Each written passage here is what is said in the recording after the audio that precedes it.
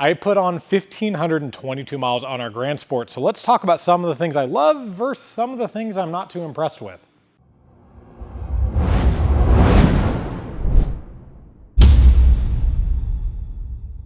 Before we get started, if this is content you want to see more of, make sure to leave a like, subscribe, and comment. That way when we do this style of content, you can get notified. A little bit of backstory about me. I have been around the C8 Corvettes every single day of my life since they were released, and I worked for General Motors in 2020. I went out to Ron Fellows, did the Ron Fellows Driver Academy for the dealer program, and have been by them every single day. I've driven them across country, I've taken them to multiple tracks, drag strips, autocrosses. I couldn't tell you how many miles I have between a C8 Stingray, Z06, E-Ray that I personally daily drive, ZR1, ZR1X, and now I've had the privilege in the Grand Sport. So I became very acclimated, very used to the C8 Corvettes because again, it's every single day of my life for the last 6 years. And while I will admit that the C8 Corvette in general is one of, if not the best car that you can buy in its price range when you're comparing stock for stock, that doesn't mean that there's not always improvements that could be had that the manufacturer is going to be limited to based on compliance and or price points. The last thing I want to mention, I'm not paid for by General Motors, so this is going to be an honest review. A lot of the reviews that you're going to see out there right when the media becomes available, those are going to be paid for reviews. This isn't. This is a true, honest review of my thoughts of the Grand Sport after 1,500 miles. Let's start off with one that most people kind of talk about, and that's the exhaust. That's going to be with the 6.7 liter V8. We now have a different tone, and with the center exit exhaust now being a factory available option on the Grand Sport and the Stingray, a lot of people are talking about that, and that's something I believe the 6.2 liters never had. It was very hard, in my opinion, to like the sound of a stock 6.2 liter, and I found myself always wanting to do some type of an exhaust modification, whether that was headers, high flow cats, or a catback exhaust. And with the Grand Sport, with the factory center exit exhaust, I honestly am not that disappointed with it. It sounds great in the car and out of the car. However, I think a lot of that stems from the fact that it's essentially like a Z06 exhaust, so when the valves are open, it's already pretty much a straight pipe. Now, I have not heard a 6.7 liter with the side exit exhaust. My personal Grand Sport X that I had built, I did order the side exit exhaust, not because I preferred it, but I wanted to be able to have side-by-side comparison. Since we're on the talk of the 6.7 liter, one thing that I very much have come to like is the amount of torque that you have. You wouldn't think that you would notice the torque gain from a 6.2 liter to the 6.7, but that is something that myself and everybody else here who has been in the car points out immediately, and you feel it right away. And I think on the street, for individuals that buy this car, that's going to be something that they very much like. However, that doesn't come at a fault that this car is honestly kind of, it falls on its face, and it's not that it's boring after 80 miles an hour, but on the street, it's boring. Now, granted, that's illegal. You can't do that speed unless you're in Mexico. But I think individuals coming to this car, if they've ever driven a ZR1X, a ZR1, or honestly even a Z06 or an E-Ray, I think after 80 miles an hour, they're going to lose a sense of excitement because unlike the Grand Sport, at least the Z06, you have that audible behind you. Now, in the big picture, the 60 to 130 in both the Grand Sport and the Z06 is slow when you compare it to other cars. The Z06, I think, does it in like 7.5 to 8 seconds. Our testing on this in Mexico, it was like 10 seconds, and that feels like an eternity when you've been in cars that are faster. So I think if you're coming into this car, especially if you're coming from a Z06, maybe it's not that you're buying one, if you're in the car with a buddy or if you're out on the track, it's going to feel very slow because it is 10 seconds from 60 miles an hour to 130 again is quite the eternity. But the 0 to 60 in this feels very good when you're comparing it to a Z06 or the Stingray. Now, I haven't been able to drive the 6.7 liter Stingray to see if it's faster or not. I would like to say that it's going to be the same, if not very close, because of the, again, the same engine, but the Stingray should weigh a little bit lighter because it doesn't have the wide body and the 345s in the back, but maybe that'll make it slip a little more. When I have that testing done, you will be the first to know. Driving this car on the street, however, I don't think you're going to be bored with it. It does everything you want it to and more. If you're getting on the interstate, if you're getting on an on-ramp, you're going light to light, having that low-end torque is huge. Yes, you don't have the audible behind you of the 5.5 liter, but the 6.7 liter does not sound bad. Again, a huge improvement over the 6.2 liter. But for me personally, after 80 miles an hour, I find myself bored in the car. Now, I have not had the opportunity to put this car on the track, and that is something I'm very keen to do now that we have the 1,500 miles that is required before you go on the track per General Motors. I'm very keen to see how this car performs on track. Tracks like Putnam, NCM, anything like that. I'm very interested to see how this does, and going from a Stingray to a Grand Sport to a Z06. If I still had my E-Ray, but I don't think I will, to the Grand Sport X, I really do believe that this car is going to be kind of the best of all worlds when it comes to that. Now, sure, if you're out a super long track, going back to, again, my over 80 miles an hour, the car kind of falls on its face. That's where you'll kind of lose that excitement. But at the same time, it'll give you a moment to breathe before that next corner comes up. But don't expect to be setting any lap records on this car in the 8th mile, on the quarter mile, 60 to 130. This car is not designed for that whatsoever. And not that it's a flaw, but I think that's an expectation that everybody comes to, is that they only judge a car based on how fast it goes in a straight line. And while the car does it extremely easy, kind of like a ZR1 or ZR1X, it does not take any talent to go fast in a stock car from 60 miles an hour to 130 miles an hour. You're not gonna be smiling ear to ear in the Grand Sport. There's a few things on the exterior that I'm not a fan of, and it's not necessarily specific to Grand Sport, except for the running boards, which I'll get to in just a second, but the emblems. I'm not able to order the car with stealth emblems from the factory. If you have built one of these before and you have the stripe package and you want the stealth emblems, it has you remove the stripes, which makes no sense to me. Don't understand that. I'm assuming it's a glitch based on General Motors, but the stealth emblems are generally a dealer installed accessory. So my assumption is that they have it in there, that the stealth emblems are not an option to be installed down the assembly line. But the last thing I kind of want to do is risk taking off that emblem if I have the stripe package to put on the new one, because if the stripe gets damaged, then you're kind of SOL. Another thing about the stripes, again, personally kind of nitpicking here, if you go to get the car PPF'd, whether that's a gloss PPF or clear PPF or satin, I wish I had the option to be able to order the stripes but not have to pay for them twice, because it's very common that you would peel off the stripes, PPF it, and then put the stripes on. So you're essentially paying for that package twice, and it's not that easy for a dealer to be able to order the stripes after the fact if you didn't get them from the factory, is what my parts guy tells me.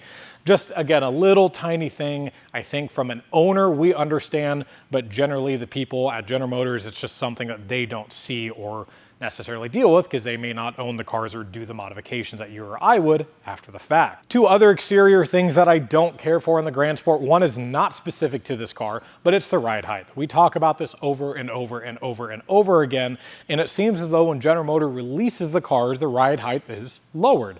And on this car, we optioned it without front lift, because then we have a factory 4-way adjustable coilover. So right now we have factory lowered it 3/4 of an inch. And once you see a car lowered compared to one that's not, that's just something that really stands out. The other thing, I love the side skirts. I love the one-piece kind of barge bore that almost goes wheel to wheel, but that doesn't come with a fault. If you're used to the Z06 or the E-Ray or ZR1, right where your foot lands when you're getting out of the car kind of starts coming in and caving in. On the Grand Sport, you now have a flat board, and I have found myself and others that have been in the car are kicking that side skirt when you're getting out of it. Now, I don't know if that's necessarily because we have the competition seats, if it would be easier without, but just something I noticed immediately when I picked the car up from Rick Conti's that I was kicking that. So something we're gonna put paint protection film on it, because we're gonna be in and out of this car quite a bit. Again, I love the design, but that's just something, I don't know how they could have changed that, but just observation. One last exterior piece, again, not necessarily to the Grand Sport, but it's the fact that we cannot order the Grand Sport or any wide body car without a wing. And I tried everything in my power to do that. The only way that I was going to potentially do that was ordering it with the 3-post stanchion wing, because that is the only wing that is dealer installed, not factory installed. And by doing so, essentially they have the blank slate bumpers, I've seen them on the assembly line, and they drill the holes based on the RPO codes that the cars have. And my contacts there were able to get the car built with no holes in the bumper. However, one of the nighttime crew, kudos to you, caught that in kind of the final inspection review, and they drilled the holes. General Motors, if you're watching this, there are a lot of owners that want to order the wide body with no wing at all, like you can the Stingray. I'm not sure what your reason is to not do that, but a lot of us want that ability. And I think that was something you could have offered on the Grand Sport to make it more unique, because honestly, exterior wise, besides the front grille, there's no identifying this as a Grand Sport versus a Z06 or versus a ZR1 if you're looking at a convertible versus a convertible. So it could have just been one of those little tiny things to make the Grand Sport stand out a little bit more. Moving on to the engine bay, not talking about the performance side of things, but aesthetically back here, I do like this cover a lot more than what the 6.2 liter was. And I like that there's more options. You have silver, blue, red, and black. And this black one looks a lot better than I feel as though the standard 6.2 liter did. I don't believe you can order it with any factory carbon fiber dress-up panels. Correct me if I'm wrong in the comments, but there's not a lot of factory accessories that you can do back here. But fortunately, there's a lot of the aftermarket world that you can do on here. Now onto the interior of the Grand Sport. There's nothing specific to the Grand Sport that is not available on the Stingrays, the Z06, the ZR1, the ZR1X, and the Grand Sport X. So I can't necessarily nitpick except for a few things. One of which a lot of owners have come to love is the fact that you cannot order a Grand Sport or a Grand Sport X with a factory carbon fiber steering wheel. Now we have ours in here, that's why it has one, but generally it's just a suede or a leather steering wheel, and I think that is a huge miss, at least on the Grand Sport X. People were kind of feeling as though it's a big downgrade from the E-Ray to its predecessor, the Grand Sport X, that you cannot get a carbon fiber steering wheel. You did it before, why are we losing that feature? Another thing, which I think I was actually proven wrong with a recent review, is that on the Grand Sport X, the interior door card stitching is not here on the Grand Sport. Maybe that's because it's more like the Stingray and the Grand Sport X is not, with the sense of the power level and the price point. So if the Grand Sport X does have that stitching on here, then my complaint about that on the X is completely irrelevant. Now, what I do love is the ability to order this ultimate suede package. Again, this is not exclusive to the Grand Sport, but that doesn't mean that we haven't had an issue. This is only the second or third time anybody has ever sat in this passenger seat, and the first time somebody did, they did point out that the dash already has a nick in it, and right below that. Did I catch that prior to delivery? No. Am I going to make a complaint to my dealer? No. But standardly, if I was a normal owner and this is my personal car, not the shop car, that is something that would be a big deal, because the only way to fix that would be replacing the dash. My only complaints about the Grand Sport is that there is no factory carbon fiber steering wheel and that the door stitching is not an option, but I do believe it is factory on the 3LT level trim on the Grand Sport X. One quick note on all the new interior, I do not like that on the steering wheel you have your little scrolly button, and unlike the other cars, you were able to kind of go through your trip, your performance stuff, all of that has moved now to the left screen. You don't do that anymore, and that little scrolly button and the arrows is essentially pointless. The only thing it does is it allows you to go through your radio or your Bluetooth on the little right screen of the odometer. So if you're here in track mode, for example, and the tire pressures are shown, you still have the 4 little bars that indicate that you could cycle through something, but you can't. I think that's something that the engineers did, but again, speaking as an owner, I don't think they understand just how that little tiny annoying thing is, because I've had owners come to me and ask like, hey, why can't I cycle through my dash anymore? And I said they got rid of it, but they didn't get rid of that one particular thing. You also cannot simplify the display like you could the 20 to 25s, nor can you go in essentially a dark mode. So little tiny things, I believe the engineers, not that they did it intentionally, but because they are not in the cars every single day like you and I are, things that I believe that they missed. Maybe one day they'll be able to update it via the over-the-air update, but until now, those are some little tiny things I don't care about with 26 and 27 model years across the board. So that is my 1500 mile review of the Grand Sport. So to kind of reiterate stuff I know we talked about a lot, my problems with the Grand Sport is I do believe, especially if you're coming from a ZR1, ZR1X, or Z06, you're going to get bored of this car because it doesn't have the audible sound or the power of those 3 particular models. Now, would I necessarily say that it's a bad car?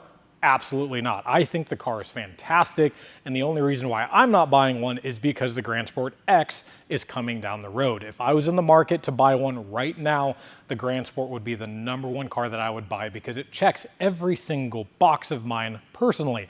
I think it's going to be one of the best track cars that you can get, especially now that you're able to get the Cup 2R tires from the factory, you're able to get Z07 Aero from the factory. It's going to do 99% of track capability that you or I honestly are not going to be able to push the car to its limit, but you're going to have an amazing track car that doesn't come with that $20,000+ premium of the Z06. However, you don't get the sound of the Z06, so you really have to identify kind of what market you're in, bang for buck. I do believe the Grand Sport will not hold the value as well as the Z06 if we're looking at years past with prior model years, so that's something to take in consideration. So me personally, on the street, amazing car, but anything after that 70 or 80 mile an hour point, the car is kind of boring. Now, eventually the aftermarket world will be able to fix that once tuning is available, and that's another problem. Right now, the tuning is completely locked. We cannot do anything. Hopefully it doesn't take 3 years to unlock like the 6.2 liter, but right now we're capped. We've already put an exhaust on the car. It had 0 performance gains, which was to be expected, but we're going to test intakes, headers, eventually high flow cats, maybe a manifold if we can get PTR to make one, but you're going to be extremely limited on power of the 6.7 liter. So if you're trying to get in this car and you're ready to up the power day one, you're not going to be able to. So go into buying this car with that mindset. It already has a ton of power. The 400 and I think it was like 70 wheel horsepower and 460 pound-feet of torque to the wheels is enough. That's enough to get yourself in trouble. And anything over that, again, you're going to have to be breaking felonies to get to the speeds that you feel as though that this is kind of dropping off. But I like to put that out there for my personal opinion. So hopefully this is a review that you liked. If you have specific questions or comments, please let us know. Leave a like or comment down below. We'll be sure to answer those. But the next goals with this car are to take it to the track so then we can compare it to the 6.2 liter Stingray versus E06 versus an E-Ray and anything else that we can get our hands on to see just how well this does. Because based on all the information that we have available right now with the review from Savage Geese, this car is an absolute blast to drive on a track in a stock configuration, and I don't have any questions that I'm not going to enjoy it. So thank you for watching, and we will see you in the next video.